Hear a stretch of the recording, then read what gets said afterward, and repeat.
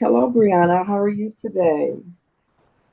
I'm okay. I'm How's things okay. going? Okay, well, how's things going since our last conversation? Um, I kind of had a bit of a health scare this week. I had to go to the ER. Um, so that kind of has caused some um, anxiety for me. Um, I don't really like when I have to go to hospitals, things like that. Yeah. Um, so if you don't mind me asking, so what made this health scare be a scare? Well, I had a vasovagal episode. I fainted, and I thought it was a seizure coming on. I have a history of seizures, and that was the scary part, was being here alone in my house without family, and like all I had was my mom on the phone, and she was kind of making it worse because she was panicking. But you know, thank God I did not have a seizure. It was just a fainting episode, and that was it. So now I've just kind of taken precautions and making sure that I'm hydrating myself and trying to stay cool in this heat. Right, because it is very hot lately. So, so with that being said, because I did hear that you sound like it was bit frightening because you was at home alone and nobody's there, and then your history, um, as far as fainting, gets a little scary, and mom's getting nervous and everything. So, what are the doctors are saying about these episodes here? So I have to follow up with my neurologist, and this is something I was supposed to do a very long time ago, but I haven't done it because I keep putting my health to the side. But um, whenever stuff like this happens, you kind of got to take it serious and follow up and do what your doctor says instead of pushing it to the side. So now I think that's what I'm going to do and make sure I'm staying on top of that. And yeah, Okay, well, yeah, that sounds like a really good thing to do, as far as following up with your doctors and things. So I did hear you say that you're trying to take some little steps because it is hot. You're trying to stay hydrated. So what other steps are you trying to take to make sure that these episodes don't um, start back up here? well, for the first 2 nights when I got out the hospital, I stayed with my mom one night, and then when I got back here to my house, I was still kind of scared. So my mom stayed on the phone with me until I went to sleep. I'm a big baby, so It's that okay. helped me. So, Mhm. uh, but as far as like health wise, I would just say like just drinking more water and like making sure that when I start to notice that I'm getting overheated, sitting down and elevating my feet also helps as well. Okay. Elevating your feet and staying hydrated is really important as well. And you did say that you have an appointment to see your neurologist. Have you made that appointment and everything already? Yeah. So,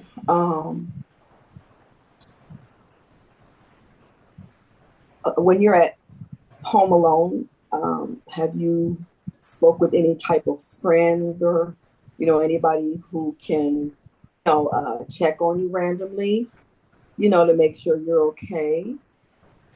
Yeah, I have my church community and my church friends. I wouldn't say that they can just come over randomly, but they're okay with me calling them, and they prayed for me.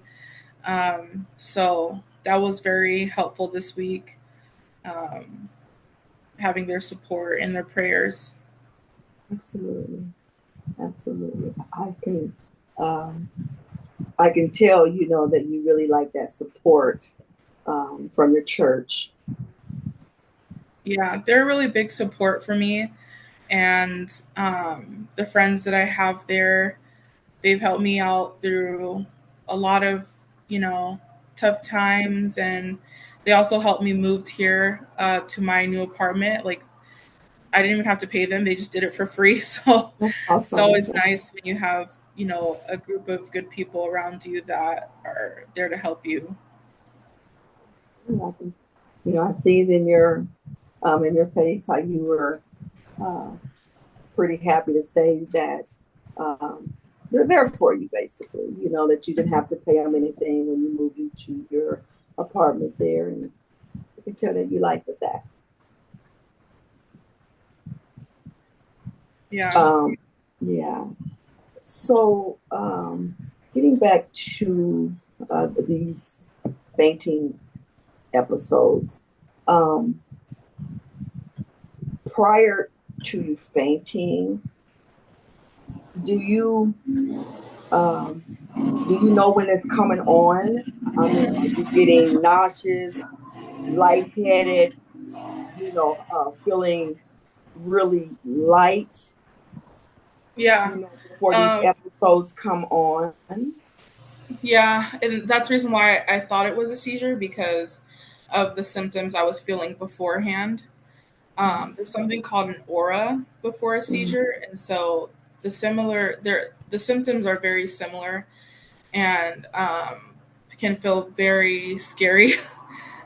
So I think that's what caused my anxiety to just like go through the roof, you know, because I was just like, oh, this is an aura, like, you know, this is going to be a seizure. Like, I was just mentally preparing myself for the worst. And it was, Yeah. I'm not saying that like fainting is okay, but, you know, at least it was just that it wasn't a seizure because, you know, I could lose my driver's license and then Mhm. have no way to get to work. And yeah. And the recovery time is a bit longer for a seizure. So I'm glad that didn't happen. So when you went uh, to the ER, so did the doctors give you any type of medications to help out with these um, fainting episodes, or what is the doctor saying that you need to do to, you know, uh, make sure they don't come on, or to help them, or so say? So what are the doctors advising for you to do? So I was just dehydrated. They took my blood and they took my urine and determined that I was very dehydrated. Um, and so they gave me an IV with fluids. Um, I did like a bag and a half of that. I was like really dehydrated, and they put me on oxygen when I first got there. Um, but for the most part, it's just following up with my neurologist. Um, they didn't really tell me how to prevent this. I mean, because you know, it's kind of hard to prevent it, or I guess it's not really hard to prevent it. You just have to, I guess in my case, make sure that I'm staying hydrated. But um, something that I know that I've been told by a previous doctor is when I do feel that way, the most important thing is to try to get blood circulating back to the brain because that's what's causing the fainting spells. So I was taught this technique to do that, and so I think in the future I'll make sure to be more cognizant of that and try to relax and do that technique so I can stop myself from fainting. Yeah. Hmm. So, okay. So when you feel yourself about to faint, um, do you like a sit down? So you just won't just fall straight. I mean, do you kind of make sure you're in a safe place? So You know.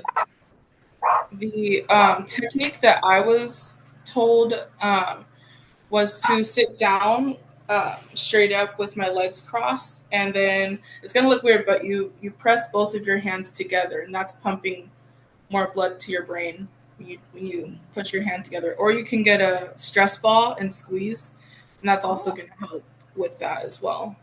okay. Well, that's good that the doctors gave you some things that you can do to try to uh, get your blood going back in areas that it needs to go in your body. So as far as your dehydration, so what steps are you taking to make sure you stay hydrated? You know, what steps are you taking? So that won't happen again in that area. Well, with the summer heat, it's kind of hard not to want a sugary drink. I really like sugar, but when you're dehydrated, that's not good to just have sugar. You need some water. Yeah, yeah. So, drinking more bottles of water, making sure if I did have a lot of sugary drinks, then I'll make sure I follow it up with more water. But I also like to manage the heat that I'm in currently. I always keep popsicles in my house, Oh, so okay. that's also good with helping me with temperature. If I start to notice I'm getting a little bit too hot, just have a popsicle and chill out. Okay. Okay. So I also heard you say earlier that you was at your mom's house for a little bit Hmm. during this time. Um, so does mom know as well that you need to drink more water um, and the certain techniques that you were saying about the squeezing of the ball? Um, so Yeah. mom's So aware of the things that you need to do as well.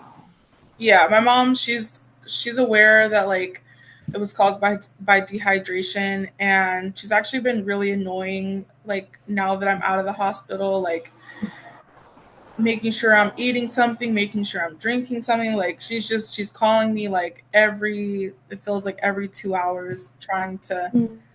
baby me, and like I appreciate it, but I'm like, Mom, like I got this, you know. Oh, um, yeah, that's good though. You know that mom is showing you that support and that love. So that's awesome. In that area there. Um, so um, uh, so like on the hot days, then are you dressed? You're not overly dressed, should I say? Like if you're getting hot, you're not overly dressed. um it's kind of hard not to wear um, layers of clothing because I do tend to dress conservatively. So that is kind of like the downfall of the heat is that I do tend to wear.